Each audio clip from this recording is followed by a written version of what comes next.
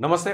రాష్ట్రంలో ఇటు బీసీలకు సంబంధించి ఇటు కాంగ్రెస్ ప్రభుత్వం ఏమో ఢిల్లీలో ఎళ్లి జంతర్ మంతర్ దగ్గర దీక్షకి ఎవడో కంప్లీట్‌గా ఏర్పాటు చేసి జంతర్ మంతర్ దగ్గర అన్ని కాంగ్రెస్ పార్టీకి సంబంధించిన నాయకులందరూ కూడా ఎళ్లి అక్కడ దీక్ష చేస్తున్న పరిస్థితి. ఇటేమో తెలంగాణలో చూసుకుంటే ఇటు ఎమ్మెల్సీ కల్వకుంట్ల కవిత జాగృతి ఆధ్వర్యంలో నిన్నతోని ఇక్కడ దీక్ష చేసిన పరిస్థితి. మొన్ననేమో బీజేపీ పార్టీ నాయకులు, బీజేపీ పార్టీ బీజేవైఎం సంబంధించి వాళ్ళు నిరాహార దీక్ష చేసిన పరిస్థితి. మాట్లాడదాం దీనిపైన. అలాగే పీసీ ఘోష్ కమిషన్ కూడా ఇటు ప్రభుత్వానికి ఇచ్చేసింది. ప్రభుత్వం దీనిపైన ఎలాంటి చర్యలు తీసుకుంటది అని చెప్పేసి అడిగే ప్రయత్నం. వీటన్నిటిపైన మనతో పాటు మాట్లాడడానికి కాంగ్రెస్ పార్టీ రాష్ట్ర నాయకురాలు ఇందిరా శోభన్ గారు ఉన్నారు. మేడం నమస్తే మేడం. ఓకే. ఫస్ట్‌గా నిన్న కల్వకుంట్ల చేసిన దీక్షను ఎట్లా చూస్తారు మీరు? ఎందుకంటే ఇటు అది 42% రిజర్వేషన్ వచ్చేదాకా వదలము అని చెప్పేసి తను మాట్లాడుతున్న పరిస్థితి. ఎట్లా చూడొచ్చు ఈ దీక్షను?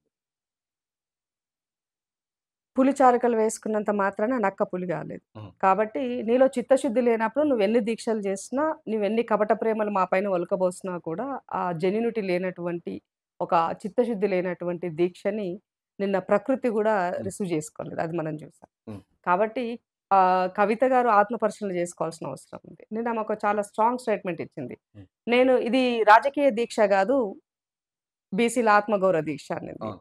మరి ఇదే బీసీ బిడ్డలు మీ నాయన 10 సంవత్సరాలు మమ్మల్ని బర్లతోటి, గొర్రెలతోటి, చేపపిల్లలతోటి మమ్మల్ని దిగజార్చి ఎంబీసీల పేరుతోటి మమ్మల్ని పూర్తిగా ఎటు కాకుండా చేసి, మా యొక్క రాజకీయ అస్తిత్వాన్ని మనుగడలో లేకుండా చేసినటువంటి ఆ సందర్భంలో మీ నాయన మా ఆత్మగౌరవాన్ని గడిలో తాకట్టు పెడితే, మరి నీ ఆత్మగౌరవం ఎక్కడ పోయింది ఆ రోజు? హ్మ్. మరి మా తరపున ఎందుకు ఆ రోజు మీరు మాట్లాడలేదు? మా తరపున ఎందుకు మీరు నిలబడలేదు?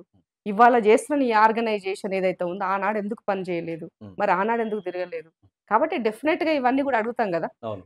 కాబట్టి నీ నాయకత్వం కావాలని బీసీ బిడ్డలెవరు కోరలేదు. హ్మ్. ఇవాళ మా నాయకత్వాన్ని గూడా మీరు హైజాక్ చేసే పనిలో ఉన్నారు. హ్మ్. బీసీలు చేసే పోరాటాలు గూడా నా పోరాటం వల్లే వచ్చిందని అవును. మాట్లాడుకునేటువంటి పరిస్థితికి దిగజారిపోయినారా మీరని అడుగుతున్నాను నేను. అంటే ఇదే విషయం మీరంటే గత 10 ఏళ్లలో కల్వకుంట్ల కవిత గారు ఎందుకు మాట్లాడలేరు? 10 ఏళ్లలో బీసీలు గుర్తు రాలేరని చెప్పి మొన్న సోషల్ మీడియాతోని మాట్లాడినప్పుడు అడిగితే వారి సమాధానం ఇచ్చిందంటే ఇప్పుడు ఏ విధంగా అయితే రేవంత్ రెడ్డికి హైకోర్ట్ సెప్టెంబర్ వరకు టైమ్ లిమిట్ ఇచ్చింది. అప్పుడు కూడా మేమున్నప్పుడు టైమ్ లిమిట్ ఇచ్చింది. అప్పుడు ఎస్సీలకి, ఓసీలకి అందరికి రిజర్వేషన్ ఇచ్చి మిగిలిన శాతం బీసీలకి ఇచ్చినాము. కానీ ఇప్పుడు అట్లా కాదు అని చెప్పేసి తను ఈ విధంగా కవర్ చేసుకున్న పరిస్థితి. వాస్తవానికి ఆ రోజు కోర్ట్‌లో జాజుల శ్రీనివాస్ గౌడ్ కోర్టుకు పోయినాడు. అవును. కోర్ట్‌లో కేసున్నప్పుడే అది జడ్జిమెంట్ కూడా రాకముందుకే హ్మ్. మీరు హుటాహుటిన నోటిఫికేషన్ ఇచ్చారు ఆ రోజు. హ్మ్. ఇచ్చిన ఉమ్మడి ఆంధ్రప్రదేశ్‌లో 34 ఉంటే, హ్మ్. తెలంగాణ వచ్చిన తర్వాత మీరు దాన్ని 22కి చేశారు. హ్మ్. 22%లో కూడా 4% ముస్లిం మైనారిటీలకు పోతే, రిమైనింగ్ మాకొచ్చింది ఓన్లీ 18% 18% మాత్రమే. అవును. మరి ఇంత దారుణంగా, ఇంత అధ్వాన్నంగా మమ్మల్ని మా యొక్క నాయకత్వాన్ని మీరు అణగదొక్కే ప్రయత్నం మీరు చేసినప్పుడు, హ్మ్. మరి మీ చిత్తశుద్ధి ఏముందని అడుగుతున్నాను నేను. హ్మ్. ఆ రోజు ఎందుకు ఈ న్యాయ పోరాటాలు చేయలేదు? హ్మ్. ఆ రోజు అంటే కాళేశ్వరం కమిషన్‌ల కోసం వచ్చే భూ నిర్వాసితుల గురించి మేము పనిచేసి, మేము కోట్లల్ల కేసులేస్తే దానికోసం కోట్ల రూపాయలు ఖర్చు పెట్టి మీ నాయన కోర్ట్‌ల చుట్టూ తిరిగాడు. హ్మ్. మరి అదే కోర్టు న్యాయవాదులను బలమైనటువంటి అధికారులను పెట్టి ఆ రోజు ఎందుకు కొట్లాలి? హ్మ్. మరి ఆ రోజు ఎందుకు చేయలే? ఈడబ్ల్యూసీ అనేది ఎప్పుడో దానిని తీసుకొచ్చిన సందర్భంలోనే స్లాబ్ ఎత్తిపోయింది. హ్మ్. మరి అలాంటప్పుడు మాకు అన్యాయం జరిగితే మీరెందుకు ఊరుకున్నారు ఆ రోజు? హ్మ్. కాబట్టి ఇది కేవలము ఇవాళ ఆమె యొక్క రాజకీయ అస్తిత్వం కోసం చేసే పోరాటమే కాబట్టి బీఆర్ఎస్ గాని, బీజేపీకి గాని, ఇవాళ కవిత చేసే వాటికి గాని ఎలాంటి చిత్తశుద్ధి లేదు. హ్మ్. ఇద్దరివి సేమ్ లైన్. మీరు అవును. గమనించినట్లయితే అవును. 2 తారీఖు నాడు బీజేపీలు దీక్ష చేస్తే, అవును. ఈమె 4 తారీఖు నాడు చేసింది. అవును. మిమ్మల్ని దీక్ష చేయమని మేము అడగట్లే. హ్మ్.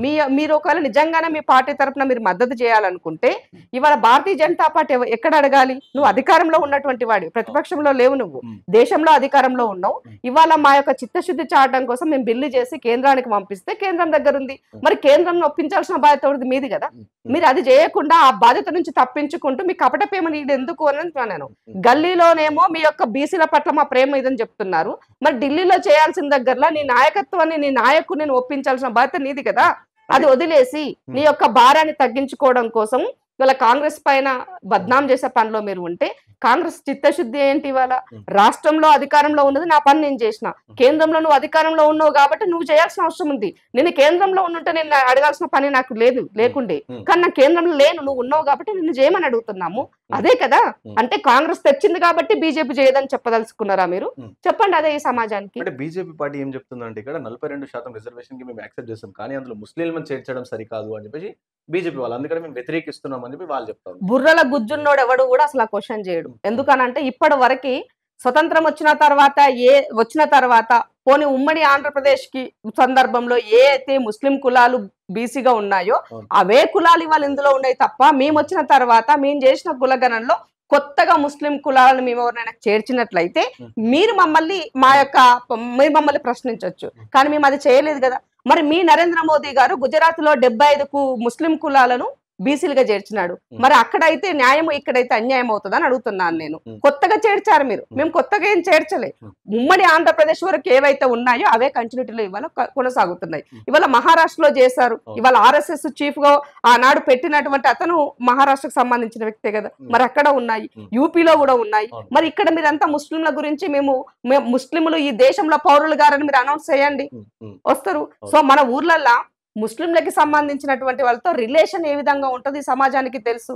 అలాంటప్పుడు ఈ సబ్బండ జాతులు, సబ్బండ సంస్కృతులు ఉన్నటువంటి దగ్గరలో మీరు ఈ డివైడ్ అండ్ రూల్ పాలసీ వైపుకి మూవ్ అవుతూ ఉన్నప్పుడు మిమ్మల్ని ప్రజలు ఎందుకు నమ్మాలి అని అడుగుతున్నాను. కాబట్టి ఒకటి తెలంగాణ సమాజానికి ఒకటే విజ్ఞప్తి చేస్తున్నా, వీళ్ళు చేసేటువంటి మోసాన్ని ఎండగట్టండి. వీళ్ళు చేసే కపట రాజకీయాలు, కుల రాజకీయాలను, మత రాజకీయాలను, విద్వేష రాజకీయాలను ఇవాళ చెక్ పెట్టాల్సినటువంటి అవసరం ఉందని ఈ సందర్భంగా గుర్తు చేస్తూ, ఇవాళ మా చిత్తశుద్ధి చాటుకోవడం కోసం మేము 3 రోజులు పోరుబాట పట్టినాం ఢిల్లీకి. ఆల్రెడీ నిన్న ఒక స్పెషల్ ట్రైన్ ద్వారానే పిసిసి గారు, మంత్రి గారు అందరూ కలిసి నిన్న ఢిల్లీ మా వాళ్ళంతా కూడా ఢిల్లీ వెళ్లారు. సో ఇవాళ రేపు ఎల్లుండి 3 రోజులు మా పోరుబాట కొనసాగుతున్నది. సో మీకు దమ్ము ఉంటే, చిత్తశుద్ధి ఉంటే రండి మాతో కలిసి రండి. పోని మీరు అధికారంలో ఉన్నారు కదా, మీరు మమ్మల్ని అఖిలపక్షం వైపుకి మీరు తీసుకెళ్ళండి. పోని మీరు నాయకత్వం వహించండి. మీరు కేంద్రంలో అధికారంలో కాబట్టి నరేంద్ర మోదీ గారి దగ్గరికి ప్రభుత్వం తరపు నుంచి పెద్దలు వస్తారు, పిసిసి తరపు నుంచి పెద్దలు వస్తారు. మీరు తీసుకెళ్ళి ఎందుకు దీంట్లో ఉన్నటువంటి ప్రాబ్లం ఏంది? తమిళనాడులో 69% పాసిబుల్ అవుతున్నప్పుడు ఇది ఎందుకు పాసిబుల్ అవ్వదన్నది దీనిపైన చర్చ పెట్టండి, దీని గురించి మాట్లాడండి. వాళ్ళ బీసీలకు దేశవ్యాప్తంగా రాహుల్ గాంధీ గారి వల్ల కులగణన చేస్తామని చెప్పారు.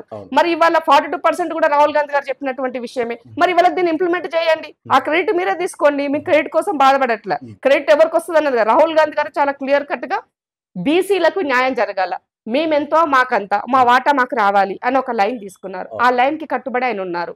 సో ఇవాళ దేశంలో ప్రధానమంత్రిగా బీసీ ఉన్నప్పుడు మీరు ఆ లైన్ కి కట్టుబడి ఉండాల్సిన అవసరం ఉంది. సో మీరు ఎత్తలేని అంశాన్ని రాహుల్ గాంధీ ఎత్తారు. సో మీ పార్టీలో ఉన్నటువంటి మీ అగ్రవర్ణాల ద్వారా మీరు ఎత్తే పరిస్థితుల్లో మీరు లేరు నరేంద్ర మోదీ గారు, మా రాహుల్ గాంధీ గారు ఉన్నారు. కానీ మరి మీరు దానిని ఓన్ చేసుకోండి. వాళ్ళ ప్రతిపక్ష నాయకుడు అడుగుతున్నాడు, ఇది నిజమైనదే, జెన్యూన్ అయినటువంటిదే. ఈ రాష్ట్రంలో, తెలంగాణ రాష్ట్రంలో ఏ మోడల్ అయితే ఉన్నదో దేశవ్యాప్తంగా అదే మోడల్ ఉన్నది.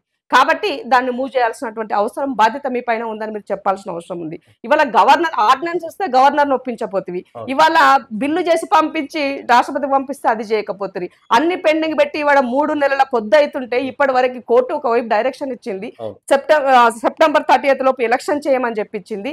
మరి గడువు పూర్తవుతున్న సందర్భంలో మరి మేమేం చేయాలి అని అడుగుతున్నాను నేను. సో మా చేతిలో ఉన్నటువంటి అస్త్రాలను నయాన భయాన ఇవాళ ఏమంటారు న్యాయపరంగా అన్ని రకాలుగా కేంద్రం పైన ఒత్తిడి చేస్తాం. డెఫినెట్ గా ఢిల్లీ మెడలు వంచుతాం. బీసీలకు ఉన్నటువంటి 42% సాధిస్తాం. ఒకవేళ చేయని పక్షంలో ఉన్నట్లయితే తప్పకుండా భారతీయ జనతా పార్టీ ఈ రాష్ట్రంలో తిరగనీయం. భారతీయ జనతా పార్టీకి నూకలు చెల్లినాయని వాళ్ళు చెప్పుకోవాల్సిన పరిస్థితి ఏర్పడుతుందని తెలియజేస్తున్నాం.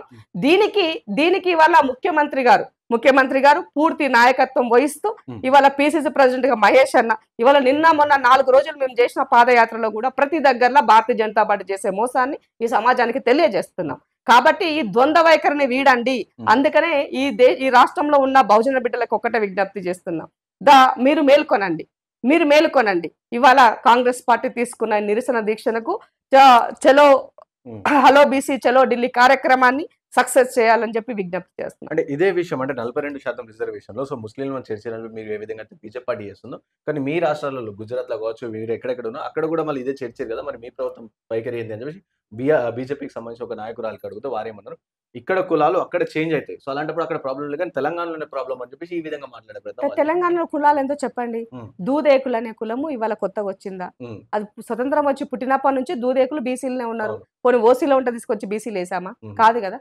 మరి అలాంటప్పుడు ఇంకా ఇక్కడే ఉండదు. అంటే తెలియకపోతే తెలుసుకోండి, కానీ దాన్ని వక్రీకరించే పని చేస్తే ఈ చరిత్ర మిమ్మల్ని చరిత్రహీనులుగా చూస్తుంది. అది గుర్తుపెట్టుకోవాల్సిన అవసరం ఉంది వాళ్ళకి. కాబట్టి బండి సంజయ్కి ఏం జరుగుతుందో తెలుసు, ఈటల రాజేందర్కి ఏం జరుగుతుందో తెలుసు.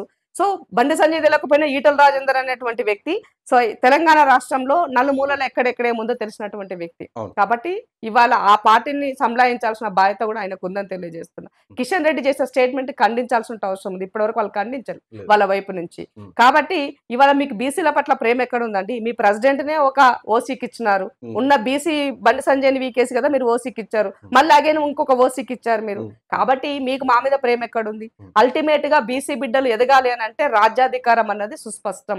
సో రాజ్యాధికారం కోసం అది గ్రామ స్థాయి నుంచి వార్డు నంబర్ నుంచి రాష్ట్ర ముఖ్యమంత్రి వరకు రావాల్సిన అవసరం ఉంది. కాబట్టి ఆ దిశగా పూర్తిగా మేము కమిట్మెంట్ గా ఉన్నాము. కాబట్టి రాహుల్ గాంధీ గారు చాలా క్లియర్ గా మొన్న ఢిల్లీలో జరిగిన ఓబీసీ మీటింగ్ లో చెప్పారు. రేపు జరగబోయే దాంట్లో పార్లమెంట్ లో ఆల్రెడీ వాయిదా తీర్మానం కూడా ఇవ్వడం జరిగింది.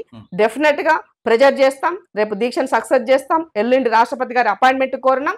100% ఏది ఏమైనప్పటికీ కూడా ఈ దేశంలో ఒక ఓబీసీల గురించి చర్చ వచ్చినా, ఓబీసీల గురించి మాట్లాడాలంటే అది కేవలం రాహుల్ గాంధీ గారి వల్లే ఇవాళ మాట్లాడే పరిస్థితికి వచ్చింది అని మాత్రం చెప్పగలను. ఇంకోటి రాష్ట్రంలో పీసీ గోస్ట్ సంబంధించి కమిషన్ రిపోర్ట్ కూడా అంటే కాళేశ్వరం ప్రాజెక్ట్ సంబంధించి మేడిగడ్డ సుందలి బ్యారేజ్లకు సంబంధించి రిపోర్ట్ కూడా ప్రభుత్వం దగ్గరకు వచ్చింది. ఇప్పుడు ప్రభుత్వం ఏం చేస్తుంది అంటే చిత్తశుద్ధితో ప్రభుత్వం ఇప్పుడు అంటే దాని నివేదిక ప్రకారం ఎవరైతే అర్హులనో వాళ్ళందరినీ కూడా తీసుకెళ్లి అరెస్ట్ చేస్తుందా, లేకుంటే ఫోన్ ట్యాపింగ్ విషయం కావచ్చు, లేకుంటే గొర్రెల స్కామ్ కావచ్చు, ఫార్ములా ఈ రేసింగ్ ఈ విధంగా ఇవన్నీ ఏ విధంగా అయితే మెల్లమెల్లగా నత్తనడగా సాగుతున్నా అదే విధంగా చెప్తుందా, లేకుంటే దీనిపైన యాక్షన్ తీసుకొని మీరు ఏదైతే ఎన్నికల హామీలో మీరు చెప్పినట్టు అంటే కేసీఆర్ మెడలు వంచుతాం, ఆయన తిన్న పైసల్ని ఒక్కొక్కటి కక్కిస్తామని చెప్పేసి ఏ విధంగా చెప్పారు, సో అదంతా కూడా చేస్తారా లేకుంటే సైలెంట్ ఉండిపోతారు? 100% కక్కిస్తాను తను. తెలంగాణ సమాజం, తెలంగాణ కళలు కల్లోలు చేసినటువంటి కాళేశ్వరం ప్రాజెక్టుకి కర్త కర్మ క్రియ అయినటువంటి కేసీఆర్ గారికి డెఫినెట్ గా గుణపాఠం. ఎవ్వరూ కూడా రాబోయే రోజుల్లో ఎవరు కూడా ఇలాంటి ప్రజలకి సంబంధం లేనటువంటి వాళ్ళ సంపాదన కోసం చేసే పనులు వేటికైనా కూడా వాళ్ళకి బుద్ధి రావాలి అన్నా, వాళ్ళకి చేసినటువంటివి మళ్ళీ తిరిగి పునరావృతం కాకుండా ఉండాలంటే డెఫినెట్ గా పనిష్మెంట్ జరగాల్సిన అవసరం ఉంది. ఆ పనిష్మెంట్ చేసే దిశగానే ఇవాళ చాలా క్లియర్ గా మేము ఒక కమిషన్ వేసాం. అది న్యాయబద్ధమైనటువంటి చట్టబద్ధమైనటువంటి ఒక కమిషన్ వేసాం. ఆ కమిషన్ ద్వారా ఒక రిపోర్ట్ తీసుకున్నాం. ఆ ఇచ్చిన రిపోర్ట్ ని నిన్న కేబినెట్ లో ఏం చేద్దామని చర్చించాం. దాని ద్వారా నిన్న ప్రెస్ మీట్ పెట్టి మంత్రి గారు, ముఖ్యమంత్రి గారు దానికి సంబంధించినటువంటి విషయాలు పూర్తి వివరాలు పవర్ పాయింట్ ప్రజెంటేషన్ ద్వారా ఒక మీడియాకి ఎక్కడా కూడా వక్రీకరించకుండా, ఎలాంటి కథనాలు రాకుండా యాస్టీస్ గా రిపోర్ట్ ఏముందో ఈ సమాజం ముందు పెట్టినాం. కాబట్టి అందులో ఇచ్చినటువంటి దాంట్లో మేజర్ గా మనం గమనించినట్లయితే నేషనల్ డ్యామ్ సేఫ్ అథారిటీ వాళ్ళు చాలా క్లియర్ గా ఇచ్చారు. ఈ ప్రాజెక్ట్ ని డిపిఆర్ లేకుండానే చేశారు. ఈ ప్రాజెక్ట్ ని ఒక లొకేషన్ ఒక దగ్గర లొకేట్ చేసి ఇంకో దగ్గర కట్టారు. దీని కన్స్ట్రక్షన్ అన్నది క్వాలిటీ లేదు, దాని మెయింటెనెన్స్ అన్నది జీరోగా ఉంది అని చాలా క్లియర్ గా ఇవి అందులో మెన్షన్ చేశారు. వీటిని బేస్ చేసుకొని ఇచ్చినటువంటి అన్ని దాంట్లలో అందరి దగ్గర ఒక పొలిటికల్ వ్యక్తులనే మాట్లాడాలి, అధికారులతో మాట్లాడారు.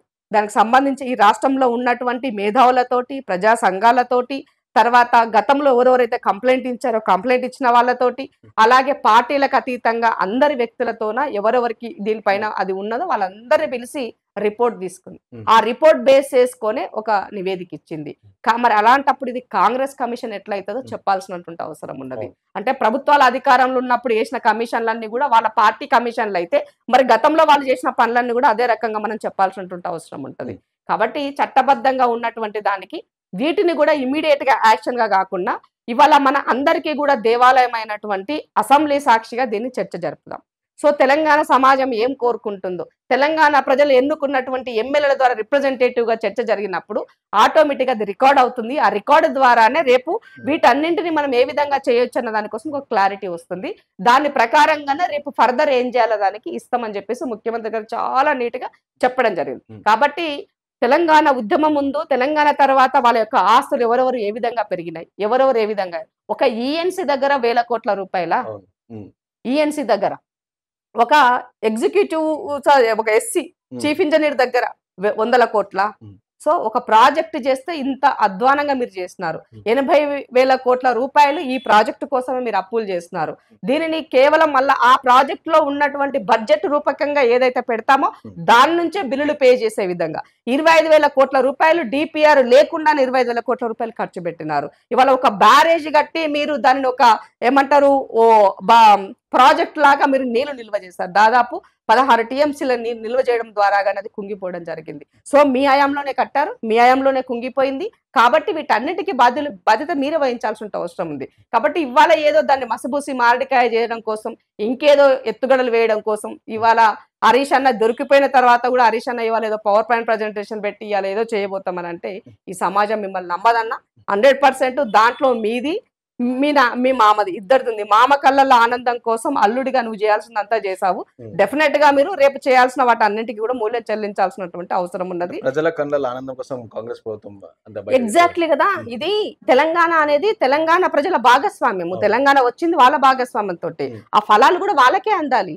సో ఇవాళ ఒక కాళేశ్వరం ప్రాజెక్టు నిరుపయోగపరంగా ఉండే విధంగా, సో తుమ్మడిహట్టి దగ్గరలో నీళ్లు లేవని నీకు ఎవరైనా రిపోర్ట్ ఇచ్చినారా?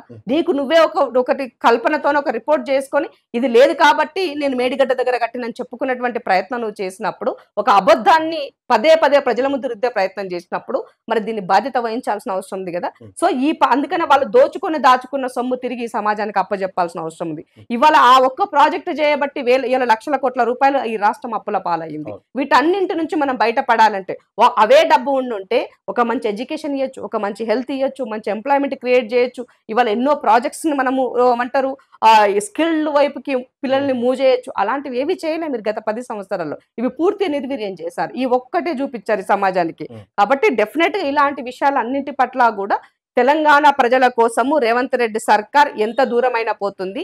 ఈ యొక్క రాష్ట్రాన్ని నాశనం చేసిన వినాశనానికి కారణమైనటువంటి వాళ్ళు ఎట్టి పరిస్థితుల్లో వదిలే ప్రసక్తి లేదు. అంటే కేసీఆర్ గారు కూడా మనం మాట్లాడుతూ వాళ్ళ పార్టీ నాయకులందరితో మీటింగ్ పెట్టి మాట్లాడుతూ సో ఇది కాంగ్రెస్ కమిషన్ అని చెప్పి చెప్తూనే అండ్ అలాగే అరెస్ట్ చేస్తారేమో నన్ను భయపడకండి మీరందరూ అని చెప్పేసి ఈ విధంగా వాళ్ళు దిశానిర్దేశం చేశారు. ఎట్లా ఉంటుంది ఆ కమిటీని? సారీ తమ్మి ఏమన్నారు? అంటే కేసీఆర్ నన్ను అరెస్ట్ చేస్తారు, ఇక మీరేం భయపడకండి అని మన లాంటి వాళ్ళు చాలా మందిని అరెస్ట్ చేస్తారని చెప్పి కూడా తను ముందుగానే చెప్పి అందరికి మీరు గట్టిగా ఉండరు భయపడకండి అన్నట్టు మాట్లాడారు. అంటే ఇప్పుడు అంత నిజంగానే రేవంత్ అన్న కక్షపూరితమైన రాజకీయాలు చేయాలంటే ఇవన్నీ నివేదికలు ఇవంతా చేయాల్సిన అవసరం లేదు. సింపుల్ గా చూసి వాళ్ళు చేసిన తప్పులకి ఆయన చేసి ఉండొచ్చు, కానీ అట్లా చేయలే ఎక్కడ కూడా. ఈ సమాజంలో కనీసం వీళ్ళు అరెస్ట్ సింపతి కూడా రావద్దు వాళ్ళకి, ఎందుకంటే అంత పెద్ద తప్పులు చేశారు వాళ్ళు. సో ప్రతిదీ కూడా ఈ సమాజం ముందు పెట్టే సమాజం ఏం చెప్తే నేను ఆ నిర్ణయం చేయాలన్న దానికి డిసైడ్ అయినారు ముఖ్యమంత్రి గారు. కాబట్టి కేసీఆర్ గారిని అంత ఆషామాషిగా లైట్ తీసుకున్న పరిస్థితి లేదు. ఉద్యమంలో సంపాదించారు, తెలంగాణ వచ్చినాక సంపాదించారు. మీరు ఇప్పుడు కూడా సంపాదించిన దానికి ఇవాళ కూడా ఈ ప్రజాసొమ్మును మీరు దుర్వినియోగం ప్రజాసొమ్మును వృధాగా జీతాలు తీసుకుంటున్నారు. ఒక్కనాడు ప్రతిపక్ష నాయకుడిగా అసెంబ్లీలో పనిచేయకుండా ఇవాళ కూడా మీరు నేరుగా వాటిని అనుభవిస్తున్నారు. కాబట్టి మాట్లాడే నైతిక హక్కు మీకు ఎక్కడున్నది కేసీఆర్ గారు? మీ ఏజ్కి రెస్పెక్ట్ చేస్తాం, మీ ఏజ్కి మేము రెస్పెక్ట్ చేస్తాం, కానీ అంత మాత్రాన చేసిన తప్పులనేది చెల్లుబాటు అయిపోవు కదా. కాబట్టి జరిగిన వాటికి 100% చట్టపరంగా న్యాయపరంగా అన్ని విధాలుగా చర్యలు తీసుకోవడానికి ఈ ప్రభుత్వం సిద్ధంగా ఉంది. ఎట్టి పరిస్థితుల్లో వదిలేసే ముచ్చటే ఉండదు. ఊరికే ఏదో అయిపోయింది కదా వదిలేస్తున్నారు కదా అనేది ఎట్టి పరిస్థితుల్లో ఉండదు అనేది గుర్తుపెట్టుకోవాలి. సో ఫైనల్గా చెప్పండి అంటే రీసెంట్గా ఇప్పుడు మనం చూసిన గువ్వల బాలాజీ మాజీ బీఆర్ఎస్ ఎమ్మెల్యే అతను రాజీనామా చేసి ఇటు బీజేపీకి పోతా అని చెప్పేసి ఒక ఆడియో కాల్ కావచ్చు ఇవన్నీ కూడా లీక్ అయిన పరిస్థితి. అంటే ఎట్లా కూడా అంటే ఇటు బీఆర్ఎస్ బీజేపీ విలీనం అవుతుంది అందుకని నేను వెళ్ళిపోతున్నా అని చెప్పేసి ఈ విధంగా వచ్చింది. సో మీరు కూడా గతంలో చాలా సందర్భాలు చెప్తున్నారు అవి రెండు ఒకటే పార్టీ దొందు పార్టీ అని చెప్పుకుంటారు. ఇప్పుడు కూడా అది ప్రూవ్ అవుతున్న పరిస్థితి. ఎట్లా కూడా కాళేశ్వరం పాపంలో కూడా బీజేపీ యొక్క హస్తం ఉన్నది. ఎందుకంటే వాళ్ళన్నీ కూడా కళ్ళతో పుచ్చుకోబట్టి ఈ రాష్ట్రం ఇంత అప్పుల పాలైందంటే కూడా వాళ్ళ యొక్క హస్తమే ఉన్నది, వాళ్ళ యొక్క భాగస్వామ్యం ఉందని నేను దేవను చెప్తున్నా, ఇవాళ కూడా చెప్తున్నాను. కాబట్టి ఇవాళ వీటితో పాటుగా వాళ్ళ యొక్క పొలిటికల్ గా వీళ్ళు పవర్ లో ఉన్నారు కాబట్టి వాళ్ళు అన్ని రోజులు బీజేపీ కూడా వాళ్ళకి సైలెంట్ గా ఉంది. సో ఇప్పుడు పొలిటికల్ గా వాళ్ళు ప్రజలు ఒక తీర్పు ఇచ్చినారు కాబట్టి భారతీయ జనతా పార్టీ ఇప్పుడు ఏమనుకుంటుంది, తన అధికారంలోకి అంటే బీఆర్ఎస్ స్పేస్ బీజేపీ తీసుకోవాలనుకుంటుంది. సో ఆ లైన్ లో ఇప్పుడు బీజేపీని బీఆర్ఎస్ ని రెండు విలీనం చేసుకోవాల్సినటువంటి అవసరం ఏర్పడింది వాళ్ళకి. కాబట్టి ఈ సందర్భంగా ఎందుకు నిన్న చూసాం మనం గువ్వల బాలరాజు గారు చాలా క్లియర్ గా అంటే వీడియోలో రికార్డ్ అయిన దాంట్లో వచ్చినటువంటి దాని నేపథ్యంలో వాళ్ళు కలవాలని వెళ్తున్నారు కాబట్టి ఆ విషయంగా కలుస్తారు అనేది కవిత గారు చెప్పారు, సీఎం రమేష్ గారు చెప్పారు. మరి సీఎం రమేష్ చేసిన వ్యాఖ్యలకి ఇప్పటి వరకు కూడా అలా పార్టీ ఖండించలే, కేటీఆర్ కూడా ఖండించలేదు. కాబట్టి అంటే దీనికి మనకి ఎవిడెన్స్ అన్నది స్ట్రాంగ్ గా మనకు కనబడుతుంది ఇక్కడ. కాబట్టి దానికన్నా ముందే ఇంకెందుకులే నేనే ముందు వెళ్ళిపోతే బాగుంటుంది అని చెప్పేసి గోల బాలరాజు మా ప్రాంతం వాడి అచ్చంపేట వాసి కాబట్టి ఆయన భారతీయ జనతా పార్టీ వైపుకు కమలంలో ఆయన బురద కమలంలో వెళ్ళాలనుకుంటున్నాడు. కాబట్టి ఆయన పొలిటికల్ కెరియర్ అది ఎవరిది వాళ్ళ ఇష్టం. బట్ అల్టిమేట్ గా తను కూడా 10 సంవత్సరాల్లో చేసిన అన్నిట్లో తను కూడా భాగస్వామి. మనం ఇంకోటిగా గమనించాలి, ఫోన్ ట్యాపింగ్ సంబంధించినటువంటి అంశంలో హ్మ్. నలుగురు ఎమ్మెల్యేలను మా వాళ్ళను తీసుకుంటున్న దాంట్లో గువ్వల బాలరాజు కూడా ఒకరు. హ్మ్. హ్మ్. నలుగురు ఎమ్మెల్యేలను బీఆర్ఎస్ ఎమ్మెల్యేలను బీజేపీ ట్రాప్ చేసి మమ్మల్ని పార్టీ ఫిరాయింపులోకి రమ్మని అడుగుతున్నారు. అవును. దానికోసం డబ్బులకు సంబంధించి ఒక నందీశ్వర్ అనే ఒక వ్యక్తి ఏదో చేశారని, అవును. స్వామీజీలు మన ఉన్నారని, మొయినాబాద్ ఫార్మ్ హౌస్‌లో. యెస్, బీజేపీకి సంబంధించినటువంటి కర్ణాటక సంబంధించిన ఒక ముఖ్య నాయకుడు హ్మ్. బిఎల్ సంతోష్ గారు కూడా ఇందులో ఉన్నారని, హ్మ్. వీటన్ని నేపథ్యంలో కేసీఆర్ గారు ఒక ప్రెస్ మీట్ పెట్టి 2 గంటలు హ్మ్. అందరిని తిట్టి పడేసి చూసాం మనం అవును. అదంతా అవును. కూడా. దాంట్లో గువ్వల బాలరాజు కూడా చాలా అవును. కీలకమైనటువంటి వ్యక్తి. మరి అదే గువ్వల బాలరాజు గారు ఇవాళ బీజేపీకి వెళ్తున్నారంటే కూడా దీని వెనక ఏం జరుగుతుందన్నది కూడా మనం హ్మ్. కొంత ఆలోచించాల్సినటువంటి అవసరం ఉన్నది. సో, అల్టిమేట్‌గా బీఆర్ఎస్ పని అయిపోయింది. హ్మ్. సో, బీజేపీ కూడా త్వరలోనే బీసీలకి న్యాయం చేయకపోతే అది కూడా ఈ రాష్ట్రంలో దానవసరం కూడా ఉండదని కూడా వాళ్ళు గమనించుకోవాల్సిన అవసరం. ఓకే. థాంక్ యూ అక్క. Thank you so much. So చూసిర్రుగా ఇది అంటే డీటెయిల్‌గా తెలంగాణలో జరుగుతున్న రాజకీయ పరిణామాలు, రాజకీయ అంశాలు అండ్ అలాగే పీసీ ఘోష్ సంబంధించి, కమిషన్ సంబంధించి కంప్లీట్‌గా డీటెయిల్‌గా ఎక్స్‌ప్లెయిన్ చేసిన ఇంటర్వ్యూ అన్నమాట. సో చూస్తుండండి రివాహిని.